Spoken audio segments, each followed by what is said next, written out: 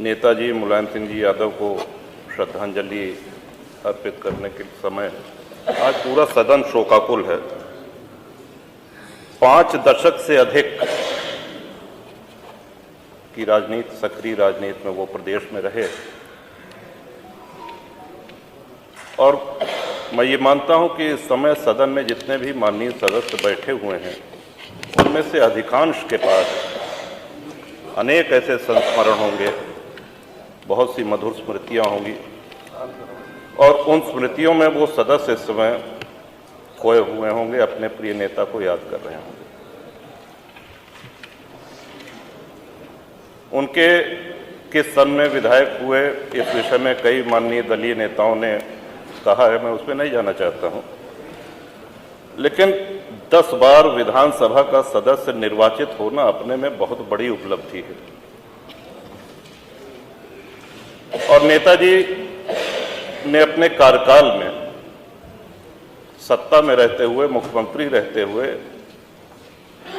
मैं समझता हूं कि हर विधायक, चाहे वो किसी भी दल का हो, कोई आवश्यक नहीं कि समाजवादी पार्टी का ही विधायक हो, किसी भी दल के माननीय विधायक उनसे जाकर के मिल सकते थे, अपनी समस्या बता सकते थे, उसका समाधान पा सकते थे और वो स्नेह सदैव उनको मिलता रहता था।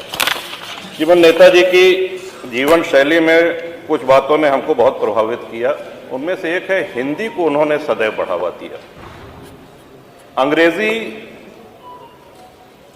बोलचाल का एक सशक्त माध्यम है, विशेषकर जब हम विदेश जाएं, बाहर जाएं, जहां हिंदी बोलने वाले लोग न रहें, लेकिन प्रायः हम लोग अंग्रेजी इसलिए बोलने लगते हैं कि हम आधुनिक दिखें। नेताजी इस बात के विरोधी थे और हिंदी को बराबर उन्होंने प्रश्रय दिया और प्रेरित भी किया कि हम हिंदी का अधिक से अधिक उपयोग अपने दैनिक जीवन में करें। और हिंदी के साथ साथ स्वदेशी वस्त्र, श्रीमान नेताजी के चले जाने के बाद आज उत्तर प्रदेश की राजनीति में बहुत से कम राजनेता ऐसे हैं जो नियमित रूप से धोती कुर्ता पहनते हैं।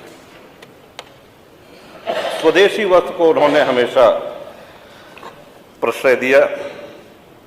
आज हम सभी लोग भावभीनी श्रद्धांजलि अर्पित कर रहे हैं।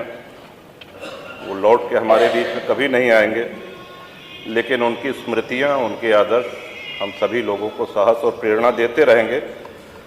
और नेताजी की बोली में, भाषा में सदैव स्पष्टवादिता रही है। साहसी व्यक्तित्व रहा है। विरोधी विचारधारा के होने के बावजूद, अगर मुझे ठीक से स्मरण आ रहा है तो 2019 का लोकसभा चुनाव होने वाला था और संभवतः अंतिम सत्र चल रहा था लोकसभा में। राजनीति में इतनी गहरी पकड़ और दूरदर्शिता थी उनके कि वहां पर लोकसभा में उन्होंने कहा था कि आप लोग व्यर्थ परेशान मत होइए, लौट करके तो मोदी ही आएंगे।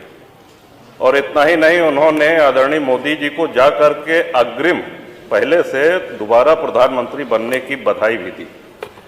तो इतनी गहरी राजनीतिक पकड़ और ऐसा सोच उनका, ये हम सब लोगों को प्रेरणा देती हैं। अपने वरिष्ठ जनों से, अपने जिनका इतना लंबा राजनीतिक अनुभव है, हम लोगों को सीखने के लिए बहुत कुछ मिलता है। और मैं तो ये कहूँगा कि इस